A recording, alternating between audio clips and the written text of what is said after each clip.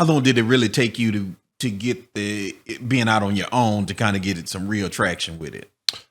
2 years. 2 years. 2 years. I would say the first year I was able to establish some good relationships, but to really get real good traction, I'm talking about 16, 17-hour days. Wow. Every day for 2 years, nailing at it. Finally got into an office space. I'm the only one showing up to my office building, just me. And I'm dressing up too. Yeah. I'm wearing a suit, going to the office, just me in the office. Putting the same effort you put in for somebody else for yourself. More. Showing up for yourself. Showing up. Yeah, that's showing up. Yeah. For yourself.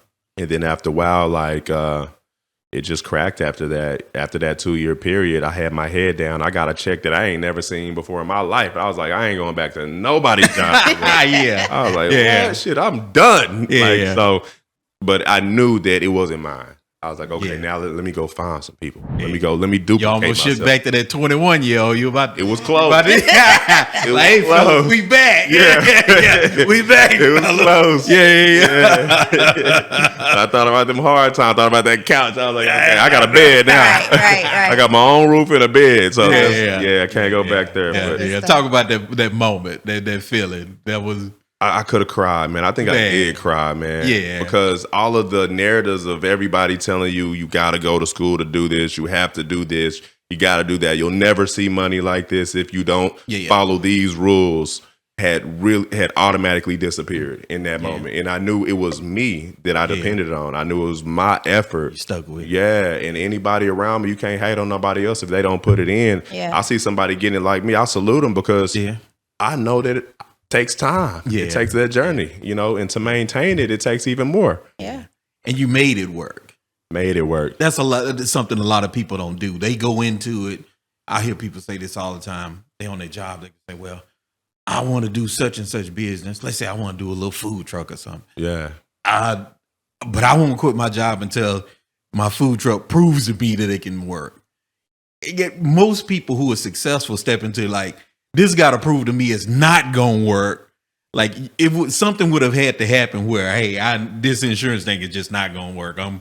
It's completely, I've tried every single option before you quit. That's what it sounded like. You had the dedication. It worked for somebody else, so it could work for me. It got to work for somebody else. It had to work. Yeah, it worked for you. I remember that book that I'm like, man, look, if I get this going, when I get this, it went from an if to when. Yeah, it was just like no other options.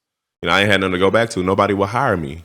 Yeah. You know what I mean? Right there, you said if to win. Yeah. It had to work. Take that out. You took if out of it. If wasn't an option. It wasn't an option. Work.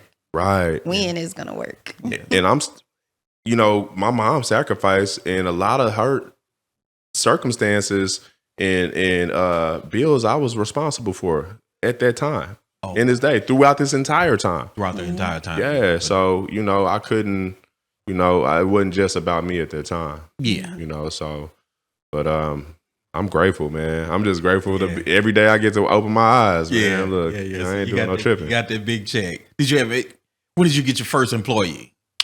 It was like shortly after that. I took that and I hired somebody. Okay. You put it back in put it right back in the business. Took that and I hired somebody. Had your little moment with it and it went back out there. I did. I was like, I really want to. And then it multiplied from there. And I was like, okay, I need to do what I'm good at. Yeah. You know what I mean? So I was a generalist in everything that I was doing. Like I could generally get some of this stuff done. Yeah. But I got to look down at the keyboard when I'm typing too. So I know that I couldn't get half the work as soon, but I can go get business. I can go build relationships. That's what I was good at. Yeah. So I think it's key to understand that in a business dynamic, especially on a tangible end, focus at what you're good at. You're going to start off with a couple of generalists, and then you're going to go to specialists. And then you're going to bring more specialists around to you're not working in your business, you're working on your business. Now you're looking at 20% growth. I focus on the 20% growth of the business and the people who are smarter than me and better at what I was doing in their position. I let them do them. Yeah. And I take care of them and I do You know, I go over and I will run through a wall for them just like they will for me. And then strategic partnerships. You know, people that I can add value to. If I see you from a distance doing something, I'm going to reach out to you to try to add value. I'm not coming with my hand out. I'm coming to say, hey, this is your business. This is what you like. Okay. Yeah. You're a realtor. You like clients. Yeah. You know? Yeah. You tax pro. Yeah. You like clients. Anybody, you know. How can I add value to you? How can I add value? And then that's part of doing my part and then adding technology into the whole mix. Right. And then that gives you an opportunity to kind of scale and things like that. So me, it's just like being a student every single day, keep my mind sharp. Yeah. But what kind of obstacles have you ran into, like, you know, since you had it going? Because as of now, you're one of the biggest shows going as far as insurance. Appreciate that. Yeah, man. yeah, Appreciate for sure. That. Thank you. And Thank you. a highline expert. So we always talk about how we come in contact with people. So Marcus is actually the person who got us involved in life insurance. And grateful. You know, I think LQ mentioned first. Yes. Yep. And got y'all. It got us in there. Yep, we got connected. Marcus became my bro. Yeah, that's one of my brothers. And you know, when you got those people that you gain a close net worth with, like that net worth is everything. So and being in the insurance industry, part of it, and teaching and training has been a great thing, all because of Marcus.